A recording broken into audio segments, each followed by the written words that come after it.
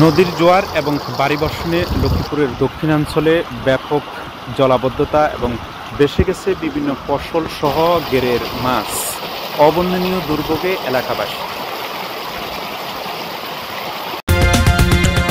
লক্ষ্মীপুর 24 বিশ্বজুড়ে লক্ষ্মীপুর। গত মধ্য জুলাই থেকে ভারী বর্ষণের কারণে লক্ষ্মীপুর জেলার বিভিন্ন উপজেলায় ইতিমধ্যে জলাবদ্ধতা দেখা দিয়েছে।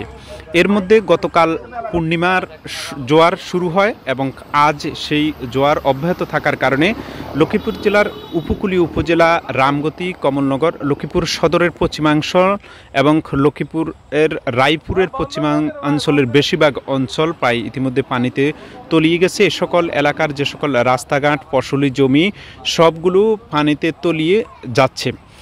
আজ দুপুর প্রায় 2টার পর থেকে নদীর জোয়ার উপরে উঠা শুরু করে, এখন বিকেল 4টা পর্যন্ত জোয়ার অব্যাহত রয়েছে।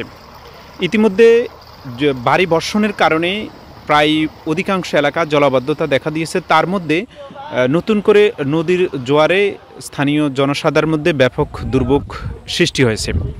আমরা যতটুকু বিভিন্ন এলাকা ঘুরে দেখেছি, জেলার অধিকাংশ এলাকায় কোনো ধরনের আমন ফসল নেই। সবগুলো আমন ফসলের বীজতলা এবং আমন ক্ষেতের বেশিরভাগগুলোই প্রায় পানির নিচে তলিয়ে গেছে। অন্যদিকে কৃষকদের যে সকল শাকসবজি ছিল, ক্ষেতের মধ্যে যে সকল শাকসবজি ছিল, অন্যদিকে পুকুরের মধ্যে যতগুলো ঘেরের মধ্যে মাছ ছিল সবগুলো বেশি গেছে।